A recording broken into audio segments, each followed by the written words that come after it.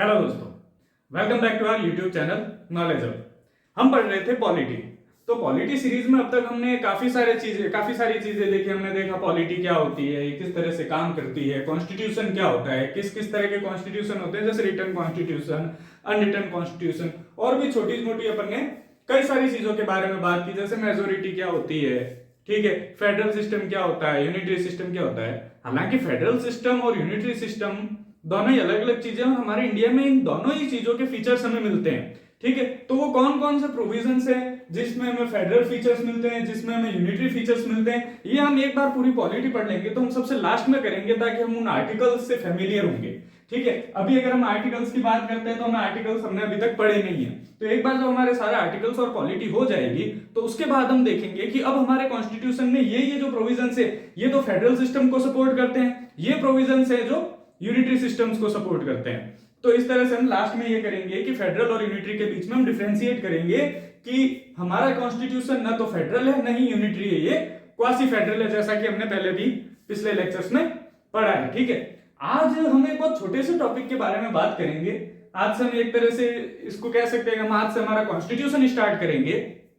तो आज का जो हमारा टॉपिक है वो है प्रीएम्बल, प्रस्तावना।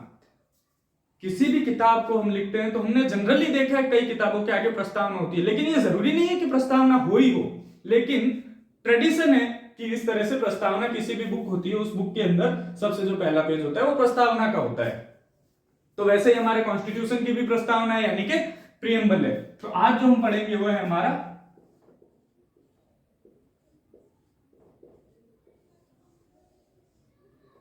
प्रीएम्बल।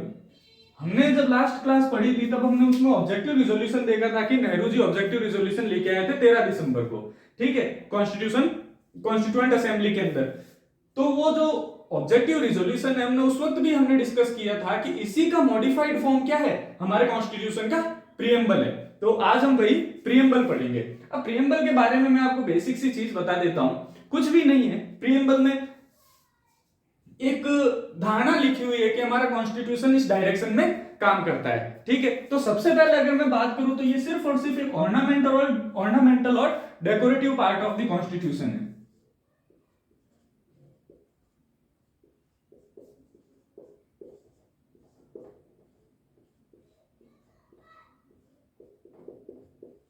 अब मैंने इसको ऑर्नामेंटल और डेकोरेटिव क्यों कहा? ऑर्नामेंट का मतलब क्या होता है, कहने डेकोरेटिव यानी ऐसी चीज जो सिर्फ सजाने के काम आए। अब ऐसा क्यों कहते हैं हम कि प्रीएम्बल ऑर्नामेंटल और डेकोरेटिव है, क्या इसका कोई यूज नहीं है? तो देखिए इसका बहुत ही बड़ा यूज है, लेकिन हम इसको ऑर्नामेंटल और डेकोरेटिव इसलिए कहते हैं क्योंकि एनफोर्सिएबल नहीं है, यानी नॉट एनफोर्सिएबल।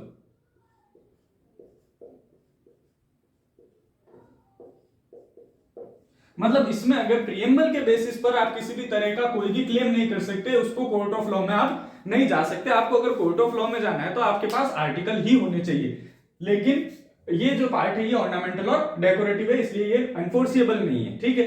दूसरी अगर अपन बात करें तो ये कस्टमरी है।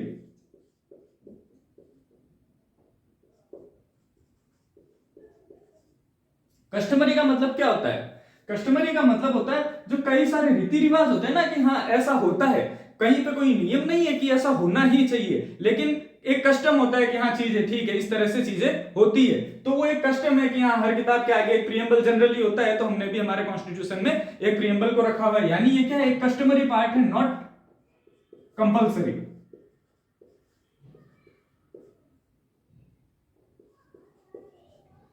ये कंपल्सरी नहीं है, ये क्या है, एक कस्टमरी पार्ट है, ये एक ट्रेडिशन है, ये एक रिवाज है, ठीक है। अब देखिए हमने कहा भाई ये रिवाज है, ये कंपल्सरी भी नहीं है, ये एनफोर्सिएबल भी नहीं है, तो फिर हमने इसको बनाया ही क्यों, हमने कॉन्स्टिट्यूशन में प्रीएम्बल को रखा ही क्यों? प्रीएम्बल क्या करता है कि आपके कॉन्स्टिट्यूशन का इंट्रोडक्शन देता है कि हमारा कॉन्स्टिट्यूशन ऐसा होगा। जैसे अगर आपने कभी बार प्रीएम्बल पढ़ा होगा तो प्रीएम्बल में इस तरह से लिखा हुआ था, आप गूगल करना, हमारे देश का जो प्रीएम्बल आपको इजीली मिल जाएगा, आप गूगल कर देना प्रीएम्बल ऑफ इंडिया, ठीक है, तो आपको प्रीएम्बल मिल जाएगा। तो उसमें चीजें लिखी हुई है, हमारे कुछ आइडियल्स लिखे हुए हैं, हमारे कुछ एस्पिरेशंस लिखी हुई है, हमारा कॉन्स्टिट्यूशन कब इनेक्ट हुआ ये लिखा हुआ है, ठीक है ना। तो ये सारी चीजें क्या करती है कि इंट्रोडक्शन देती है कि हाँ हमारा कॉन्स्टिट्यूशन इस डायरेक्शन में होगा। ऐसा नहीं है कि उसमें जो एस्पिरेशंस और आइडियल्स लिखे हुए हैं वो पूरी तरह से अलग है, उन्हीं बेसिस पर हमारा कॉन्स्टिट्यूशन आगे लिखा हुआ है, जो बेसिक प्रिंसिपल्स है वो यही है, ठीक है ना। तो चाहे ये एनफोर्सेबल ना हो, चाहे ये कंपलसरी ना हो, लेकिन ये हमारे कॉन्स्टिट्यूशन का एक बेसिक इंट्रोडक्शन देता है। तो ये क्या है, रिगार्डेड, इसको अपन ये कह सकते हैं कि ये एक रिगार्डेड एज इंट्रोडक्शन, इसको एज इंट्रोडक्शन भी अपन रिगार्ड कर सकते हैं, या फिर इसको कॉन्स्टिट्यूशन का एसेंस कह सकते हैं। ठीक है, तो क्या हो गया ये रिगार्डेड एज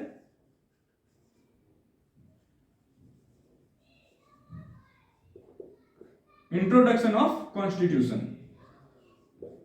और या फिर इसको कह सकते हैं एसेंस ऑफ कॉन्स्टिट्यूशन।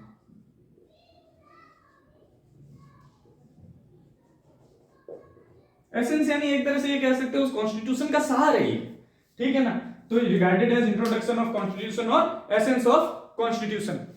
अब देखिए इसमें भी हमारे आइडियल्स लिखे हुए हैं और एस्पिरेशंस लिखे हुए हैं, लेकिन कभी भी कोई भी किसी भी तरह का हमारे कॉन्स्टिट्यूशन के अंदर जो आर्टिकल्स हैं उनके बीच और इन आइडियल्स या फिर प्रीएम्बल की किसी भी लाइन के बीच में किसी भी तरह का क्लैश होता है, यानी कि आपस में क्लैश करती है, तो प्रीएम्बल को इंपॉर्टेंस नहीं दी जाएगी, आर्टिकल ही वैलिड होगा। ठीक है ना। तो अपन ये कह सकते हैं कि अगर कभी भी क्लैश होती है किसके बीच में, प्रीएम्बल वर्सेस एनी आर्टिकल, तो उसके अंदर आर्टिकल को ही प्रायोरिटी दी जाएगी, आर्टिकल की ही बात मानी जाएगी। ऐसा नहीं है कि प्रीएम्बल के बिहाफ पर हम केस कर सकते हैं। क्यों? क्योंकि ये तो वैसे भी एनफोर्सिबल है ही नहीं। ठीक है, हालांकि ये लिखा हुआ है जो इंट्रोडक्शन है, लेकिन हमारा सारी डिटेलिंग तो हमने आर्टिकल्स में कर रखी। हमारे जो कॉन्स्टिट्यूशन लिखे हुए हैं कई सारे आर्टिकल्स है, शेड्यूल्स है, पार्ट्स हैं, ठीक है, उनमें डिटेलिंग है, तो ये ज्यादा वैलिड होते हैं, आर्टिकल ज्यादा वैलिड है एज कंपेरेटिव प्रीएम्बल। ठीक है, तो कभी भी ये ध्यान रखना किसी भी तरह का कोई भी क्लैश होता है प्रीएम्बल और आर्टिकल के बीच में, तो उसमें आर्टिकल की ही बात मानी जाएगी, यानी आर्टिकल में जो लिखा हुआ है उसी चीज को फाइनल माना जाएगा। ठीक है, तो ये था हमारे प्रीएम्बल का बेसिक इंट्रोडक्शन, बेसिक फीचर मैंने बताया। अब देखिए कि प्रीएम्बल जब ये सब चीजें, तो इसका पर्पस क्या था बनाने का, तो अब हम देखते हैं प्रीएम्बल का purpose.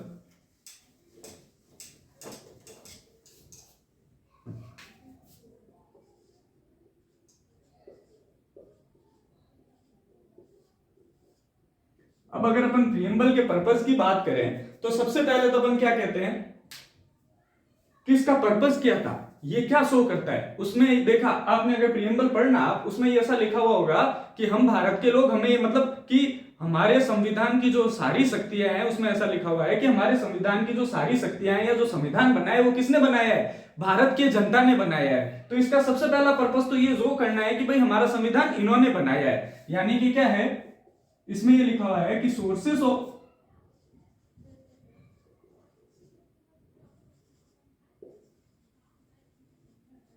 All powers of constitution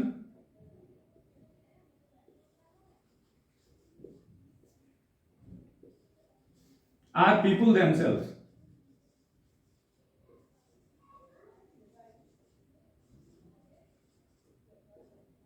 यानी कि हमारे संविधान की सारी शक्तियों का स्रोत कौन है, भारत के लोग खुद, हम भारत के लोग हमारा ये संविधान देते हैं या प्रदान करते हैं, यानी sources of all powers of constitution are people themselves, यानी कि सोर्सेस जो है हमारे संविधान जो बनाया गया है वो हमारी जनता ने बनाया है। ठीक है, लेकिन अब इसमें एक गड़बड़ हुई, हमने संविधान सभा पढ़ी, यानी हमने कॉन्स्टिट्यूएंट असेंबली पढ़ी, तो जब हमने कॉन्स्टिट्यूएंट असेंबली पढ़ी तो हमने ये पढ़ा कि कॉन्स्टिट्यूशन तो संविधान सभा ने मिलकर बनाया था, ड्राफ्टिंग कमेटी ने ड्राफ्ट किया था।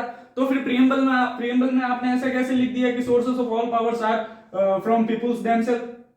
ठीक है, यानी कि संविधान हमारे जनता के ने बनाया, ऐसा कैसे कह दिया, संविधान तो एक फिक्स बॉडी ने बनाया था, कॉन्स्टिट्यूएंट असेंबली नाम था उसका। ठीक है, तो फिर आपने ऐसा कैसे लिख दिया कि भाई हमारा संविधान तो लोगों ने बनाया।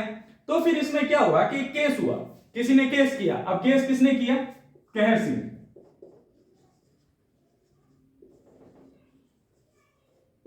इस केस का नाम है कहर सिंह वर्सेस, ये इंपॉर्टेंट केसेस है, इसमें एक दो केस आएंगे वो इंपॉर्टेंट है, और आगे भी थोड़े बहुत केस आएंगे वो इंपॉर्टेंट केस है, वो एग्जाम में सीधे सीधे पूछे जाते हैं। Union of India 1989।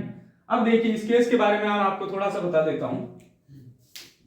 इस केस में कहर सिंह से इन्होंने सुप्रीम कोर्ट में केस किया कि भाई ये जो लाइन लिखी हुई है ये लाइन गलत है, क्योंकि हमारा संविधान तो कॉन्स्टिट्यूएंट असेंबली ने बनाया, तो फिर आपने ऐसा कैसे लिख दिया कि sources of all powers of constitution are from peoples themself. जनता ने थोड़ी बनाया है, ये तो एक निश्चित एक सर्टेन बॉडी ने बनाया है, तो फिर आपने ऐसा कैसे लिख दिया। तो कहर Singh versus union of India में यूनियन ऑफ इंडिया केस हुआ ये। इस केस में सुप्रीम कोर्ट ने कह दिया कि ये जो लाइन है हमारे प्रीएम्बल के अंदर कि भाई हमारा संविधान जनता के द्वारा शक्तियां प्राप्त करता है, it is a legal fiction.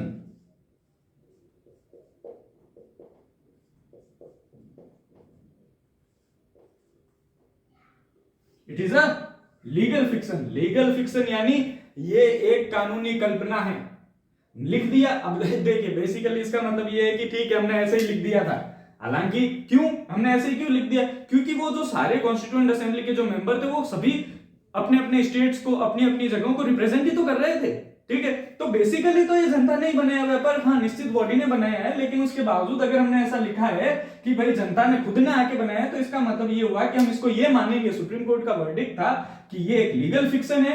और इसके बाद लीगल फिक्शन का मतलब होता है कानूनी कल्पना, एक तरह की ये कानूनी कल्पना है, और इसके बाद इससे रिलेटेड किसी भी कोर्ट में किसी भी कोर्ट ऑफ लॉ में इससे रिलेटेड केस नहीं होगा, ठीक है। ये सुप्रीम कोर्ट ने स्ट्रिक्ट ऑर्डर दिए थे कि it is a legal fiction, ठीक है। तो इसको एक कानूनी कल्पना माना गया था। ये कौन सा केस था? कहर Singh versus union of India, बहुत इंपॉर्टेंट केस था कहर Singh versus union of India, ठीक है। दूसरा इसका पर्पस क्या था?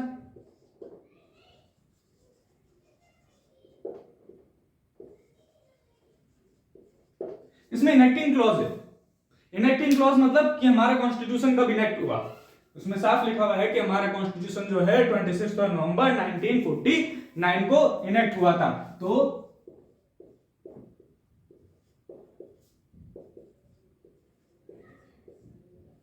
तो अगर हम प्रीएम्बल पढ़ेंगे तो हमें पता लग जाएगा कि हाँ हमारा कॉन्स्टिट्यूशन एक इनेक्टेड कॉन्स्टिट्यूशन है, और कब इनेक्ट हुआ था? 26 नवंबर 1949 को इनेक्ट हुआ था। ये हमारे प्रीएम्बल में लिखा हुआ, तो हमें इस प्रीएम्बल से जानकारी मिलती है कि हमारा कॉन्स्टिट्यूशन इनेक्ट हुआ था और हमारा कॉन्स्टिट्यूशन कब इनेक्ट हुआ था। एक इसका पर्पस और है, ये हेल्प करता है इंटरप्रिटेशन ऑफ कॉन्स्टिट्यूशन।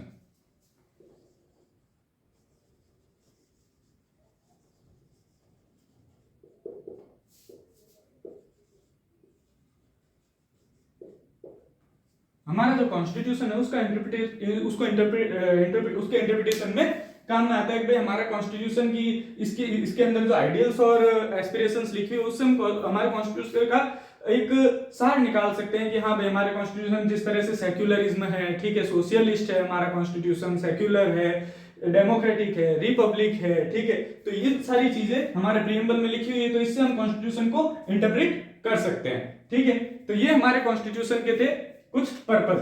अब मैं आपको बताता हूं कि इसका एक पर्पस, वैसे इसको पर्पस में भी कंसीडर हम कर सकते हैं। हमारे देश में कॉन्स्टिट्यूशन के अंदर जो प्रीएम्बल के अंदर जो एस्पिरेशंस और आइडियल्स लिखे हुए हैं उसको हम पर्पस के अंदर ही कंसीडर कर लेते हैं कि भाई ये भी इसका एक पर्पस ही था, क्योंकि वो आइडियल्स और एस्पिरेशंस किसकी है? प्रीएम्बल की थोड़ी, वो तो हमारा कॉन्स्टिट्यूशन की है।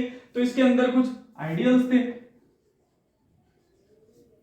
और कुछ एस्पिरेशंस लिखी हुई है। देखिए आइडियल्स क्या होते हैं कि हाँ भाई हमारा कॉन्स्टिट्यूशन इस डायरेक्शन में बना हुआ है और इस तरह से इन डायरेक्शंस पर, इन प्रिंसिपल्स पर ही काम करेगा। SDSSR ये याद करने का तरीका है, सब अपना अपना बना सकते हैं। SDSSR जैसे सेक्युलर, डेमोक्रेटिक, सोशलिस्ट, रिपब्लिक और सोवरेन, ठीक है। तो ये हो गया सेक्युलर, ये हो गया डेमोक्रेटिक, ये हो गया सोशलिस्ट, ये हो गया सोवरेन,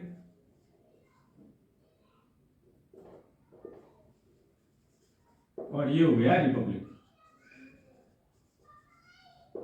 ठीक है। ये हमारे आइडियाज थे। अब अगर अपन एस्पिरेशंस की बात करें तो एस्पिरेशंस तो बहुत ही इजी है, justice, equality, liberty and fraternity.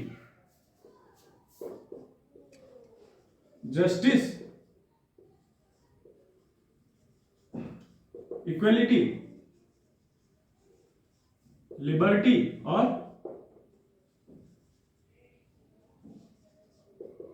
Fraternity, ठीक है।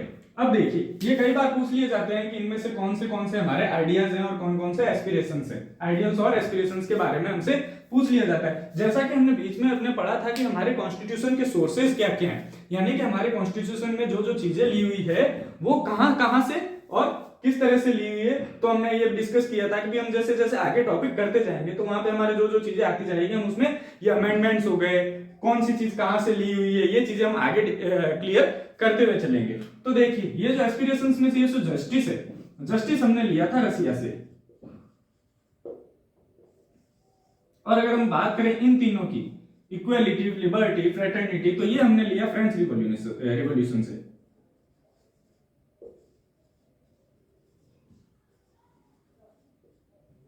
ठीक है। अब देखिए, आइडियल्स में सबसे पहले अगर हम बात करें सेक्युलर यानी धर्मनिरपेक्ष। धर्मनिरपेक्ष यानी हमारे देश का कोई धर्म नहीं होगा, हमारा कॉन्स्टिट्यूशन के जो प्रोविजंस है वो धर्म के आधार पर नहीं होंगे। इसका मतलब ये नहीं है कि हम किसी भी धर्म को नहीं मानते, इसका मतलब ये है कि हम सभी धर्मों को मानते हैं और हम सभी धर्मों की बराबर इज्जत करते हैं और सभी धर्म हमारे लिए इक्वल है, यानी हमारे लिए सारे रिलीजन इक्वल है। ठीक है। सेक्युलरिज्म को आप अलग अलग तरीके से डिफाइन कर सकते हैं। जैसे हमारा धर्मनिरपेक्ष देश है लेकिन ये पॉजिटिव वे में, हम सभी धर्मों की बराबर इज्जत करते हैं, हम सभी धर्मों का बराबर सम्मान करते हैं। ऐसा नहीं कि इस धर्म को हम ऊपर रखते हैं, इस धर्म को हम नीचे रखते हैं। हमारे कानून की नजर में, कॉन्स्टिट्यूशन की नजर में सभी धर्म बराबर है, हम धर्मनिरपेक्ष है। ऐसा नहीं कि हम किसी भी धर्म को नहीं मानते हैं, हम सभी धर्मों को मानते हैं और सभी धर्मों का बराबर रूप से सम्मान करते हैं। डेमोक्रेटिक तो है ही, सब हम हमारे जो भी हेड हैं रिप्रेजेंटेटिव हमको इलेक्ट करते हैं, डेमोक्रेटिक है। सोशलिस्ट भी है। ठीक है। सोवरेन भी है। देखिए, एक मैंने क्वेश्चन देखा था, शायद किसी एग्जाम में था, यूपीएससी के एग्जाम में था या किसी स्टेट पीसीएस के एग्जाम में था। सब्जेक्टिव क्वेश्चन था, 200 वर्ड्स में लिखना था, सोवरेन को डिफाइन करना था। उसमें आप कह सकते हैं कि भाई अब क्या होता है कि सोवरेन का मतलब होता है संप्रभु। संप्रभु मतलब हम हमारे डिसीजन लेने के लिए किसी और पे डिपेंडेंट नहीं है, हम हमारे खुद के डिसीजन हम खुद ले सकते हैं। ठीक है ना। लेकिन क्या आज की जब हम बात करते हैं एलपीजी पीरियड जो है, एलपीजी का मतलब समझते हैं? एलपीजी पीरियड जो है, प्राइवेटाइजेशन, ग्लोबलाइजेशन, ठीक है ना, इस पीरियड के अंदर क्या कोई भी डिसीजन सोवरेन हो सकता है? बहुत मुश्किल है कि कोई भी डिसीजन हम सोवरेन ले, क्योंकि हम एक दूसरे देशों के बीच में इंटरडिपेंडेंसी है, कई ट्रीटीज करनी पड़ती है। लेकिन ये पॉजिटिव वे में कैसे है कि भाई लिबरलाइजेशन, प्राइवेटाइजेशन, ग्लोबलाइजेशन ये सब बढ़ते जा रहे हैं। तो जैसे जैसे एलपीजी एरा आ रहा है, हमारी सोवरेनिटी कम होती जा रही है या बढ़ रही है? तो इसका मतलब ये हम एक स्टेप पीछे जरूर होते हैं, किसी दूसरे कारणों से हमारे डिसीजंस अफेक्ट जरूर करते हैं, पर वो हमारे देश के फर्दर इंप्रूवमेंट के लिए या फिर आगे के विकास के लिए या फिर अच्छे के लिए जरूरी होते हैं, इसलिए हम वो करते हैं। ठीक है। तो एलपीजी का ध्यान रखना, लिबरलाइजेशन, प्राइवेटाइजेशन एंड ग्लोबलाइजेशन। ठीक है। तो जब इस एरा में हमारे सारे डिसीजन पूरी तरह से सोवरेन होना जरूरी नहीं है कि हर डिसीजन सोवरेन हो। तो आप कहते हैं कि भाई आइडियल्स में तो लिखा हुआ है कि हमारा देश सोवरेन होगा, लेकिन ये तो डिसीजन उससे अफेक्ट कर गया। अफेक्ट इसलिए करता है क्योंकि आज की तारीख में हम एलपीजी एरा में, ठीक है, हमें विश्व के साथ आगे बढ़ना है। तो आगे बढ़ने के लिए हमें कुछ चीजों को कॉम्प्रोमाइज करना पड़ता है, कुछ चीजें एडजस्ट करनी पड़ती है। ठीक है। तो हमारा देश बेसिकली एक सोवरेन देश है। हमारा देश चाहे तो बिल्कुल पूरी तरह से अपने डिसीजन खुद ही ले सकता है और खुद ही लेता भी है। ठीक है। और दूसरा रिपब्लिक का मतलब मैं आपको पहले ही बता चुका हूं। रिपब्लिक का मतलब होता है हेड ऑफ स्टेट जो है वो इलेक्टेड होगा। जैसे हमारा हेड ऑफ स्टेट कौन होता है? प्रेसिडेंट। तो हमारा प्रेसिडेंट इलेक्टेड होता है, चाहे वो इनडायरेक्टली इलेक्टेड है, पर हमारा प्रेसिडेंट इलेक्टेड होता है। जिस तरह से अपन यूके की बात करते हैं, ब्रिटेन की बात करते हैं, तो वहां पे जो हेड ऑफ स्टेट है वो इलेक्टेड नहीं होता है। ठीक है ना। वो जो क्वीन होती है ब्रिटेन की, वो हेड ऑफ स्टेट होती है। ठीक है। तो हमारा देश रिपब्लिक है, इंग्लैंड रिपब्लिक नहीं है, ध्यान रखना। एस्पिरेशंस मैंने आपको बताई थी, जस्टिस, इक्वालिटी, जस्टिस यानी न्याय, इक्वालिटी यानी न्याय। ये न्याय सब फील्ड, हर फील्ड में न्याय होना चाहिए, हर सेक्टर में न्याय होना चाहिए। इक्वालिटी, हर सेक्टर में इक्वालिटी होनी चाहिए। लिबर्टी, हर सेक्टर में लिबर्टी होनी चाहिए। फ्रेटर्निटी यानी भाईचारा होना चाहिए। हमारी अपेक्षाएं हैं और ये हमारे आइडियल्स हैं। आइडियल्स पे हम काम करते हैं और अपेक्षाएं, हमारी अपेक्षाएं हैं कि भाई जस्टिस प्रिवेल करना चाहिए, इक्वालिटी प्रिवेल करनी चाहिए, लिबर्टी होनी चाहिए, फ्रेटर्निटी होनी चाहिए। अब देखो, अब हमने सबसे पहले क्या बात की कि भाई ये तो एक ऑर्नामेंटल है, डेकोरेटिव है, कस्टम है, कंपलसरी नहीं है, सिर्फ इंट्रोडक्शन है, तो क्या हम इसको कॉन्स्टिट्यूशन का पार्ट माने? क्या प्रियम्बल जो होता है किसी भी बुक की प्रस्तावना जो होती है वो उस किताब का हिस्सा होती है क्या? ठीक है, तो इस बात पर भी बहस छिड़ी कि भाई हम प्रियम्बल को क्या माने, ये हमारे देश की कॉन्स्टिट्यूशन में इंक्लूड है, क्या ये पार्ट है? अब बात ये है कि अगर हम इसको पार्ट नहीं मानते तो फिर इसमें अमेंडमेंट पॉसिबल नहीं। जब पार्ट ही नहीं है तो हम इसमें संशोधन कैसे करेंगे? जब ये कॉन्स्टिट्यूशन का पार्ट ही नहीं होगा तो हम इसमें संशोधन कर ही नहीं सकते, ठीक है ना। तो संशोधन करने के लिए इसका संविधान का हिस्सा होना जरूरी है। तो अब इस पे भी डिस्कशन हुआ कि भाई ये संविधान का हिस्सा है या नहीं है, ठीक है। तो इसमें भी दो केस आए थे। सबसे पहला मैं आपको केस बता देता हूं,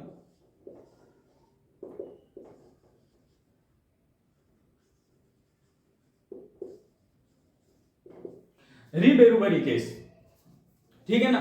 री बेरुबरी केस के अंदर सुप्रीम कोर्ट ने डिसीजन दे दिया कि ये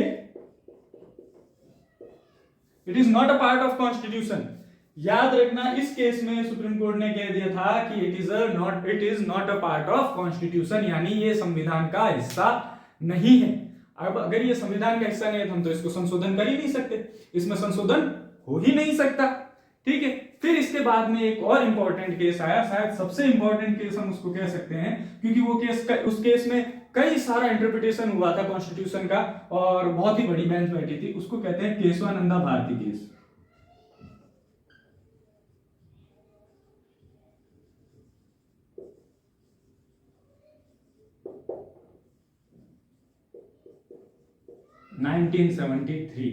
ये बहुत ही इंपॉर्टेंट केस है।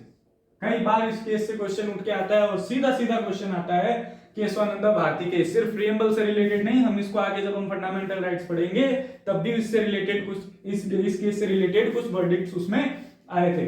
तो केशवानंदा भारती केस में सुप्रीम कोर्ट ने ये कह दिया था कि it is a part of constitution, इसको कॉन्स्टिट्यूशन का पार्ट डिक्लेयर कर दिया था। और जैसे इसको कॉन्स्टिट्यूशन का पार्ट डिक्लेयर किया तो ये बात फाइनल हो गई कि हाँ भाई अब तो ये कॉन्स्टिट्यूशन का पार्ट है, अब तो हम इसमें अमेंडमेंट कर सकते हैं। तो 1973 में ये केस था और 1976 में हमारा पहली बार और इकलौता अमेंडमेंट हुआ आज तक का प्रियम्बल में। कई बार क्वेश्चन आता है कि हमारे देश के, हमारे कॉन्स्टिट्यूशन के प्रियम्बल में कितनी बार संशोधन हुआ है, how many amendments in preamble. तो कितने अमेंडमेंट हो रखे? सिर्फ एक अमेंडमेंट हुआ है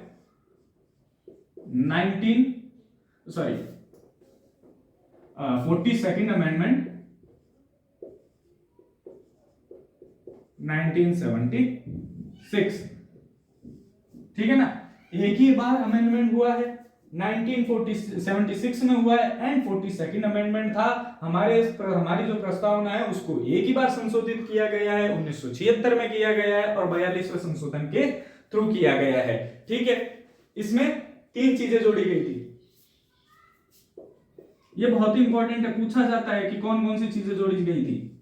आईएसएस नाम से आप याद कर सकते हो। इंटीग्रिटी, सोशलिस्ट, सेक्युलर, ये जो भी हमने पढ़े ये अपने आइडियल्स वो बाद में जोड़े गए थे, मतलब 1976 में जोड़े गए थे ये सोशलिस्ट और सेक्युलर और इंटीग्रिटी। ये तीनों ही चीजें हमारे 42वें संशोधन के तहत जोड़ी गई थी। 42nd अमेंडमेंट में इनको ऐड किया गया था, किसमें? प्रियम्बल में। और अगर कोई पूछे कि प्रियम्बल हमारा कितनी बार अमेंड हुआ है, तो हमारा प्रियम्बल सिर्फ और सिर्फ एक बार अमेंड हुआ है, वो हुआ है 42nd अमेंडमेंट के थ्रू 1976 में। तो ये पूरा था हमारा प्रियम्बल का पार्ट, ठीक है। इसके बाद अब देखिए एक छोटा सा टॉपिक और बच जाता है, फंडामेंटल ड्यूटीज, लेकिन उसमें कुछ ज्यादा है नहीं। तो आप एक बार फंडामेंटल ड्यूटीज क्या है ना कि उसमें जैसे स्वर्ण सिंह कमेटी लेके आई थी, ठीक है, कौन से पार्ट में आता है, कौन से आर्टिकल्स में आते हैं, ठीक है, ये इंपॉर्टेंट चीज है। बाकी कई बार इस तरह से भी क्वेश्चन आ जाता है कि भी निम्न में से इनमें से कौन सी एक फंडामेंटल ड्यूटी नहीं है या फिर कौन सी एक फंडामेंटल ड्यूटी है। तो वो आप बेसिकली आप देखेंगे तो इजीली मिल जाती है फंडामेंटल ड्यूटीज, और एक बार आप पढ़ लेते हैं तो आपके दिमाग में बैठ जाती है कि हाँ ये सारी चीजें, क्योंकि बहुत ही इजी है कि ये सारी चीजें फंडामेंटल ड्यूटीज है। लेकिन हाँ उनमें भी अमेंडमेंट है, थोड़ी छोटी छोटी सी इंपॉर्टेंट चीजें हैं कुछ, ठीक है। तो वो हम अगले लेक्चर में फंडामेंटल ड्यूटीज करेंगे, और उसके साथ ही हमारे कॉन्स्टिट्यूशन का सबसे इंपॉर्टेंट पार्ट यानी कि पार्ट 3 फंडामेंटल राइट्स भी स्टार्ट कर देंगे। तो आज का हमारा छोटा ही टॉपिक था ये प्रीएम्बल, क्योंकि मैं चाह रहा था जब हम फंडामेंटल राइट्स और फंडामेंटल ड्यूटी स्टार्ट करें तो उसको एक नए लेक्चर के साथ शुरू करें, क्योंकि वो थोड़ा लंबा चलेगा, ठीक है ना। तो आज सिर्फ हमने प्रीएम्बल किया है। इससे कई बार एक दो क्वेश्चन आ जाते हैं, जैसे 42nd अमेंडमेंट एक्ट का आ जाता है, केशवानंदा भारती केस का आ जाता है, ठीक है, कहर सिंह केस का आ जाता है, ठीक है, एनफोर्सिएबल है या नहीं ये चीज पूछ ली जाती है, ठीक है, और कौन कौन से वर्ड नए जोड़े गए थे ये चीजें पूछ ली जाती है। तो एक छोटा सा इंपॉर्टेंट टॉपिक था जो कि हमने आज कवर किया है, प्रीएम्बल। Okay, thank you. और आप लाइक कीजिए, शेयर कीजिए और इस चैनल को सब्सक्राइब कीजिए। Thank you so much.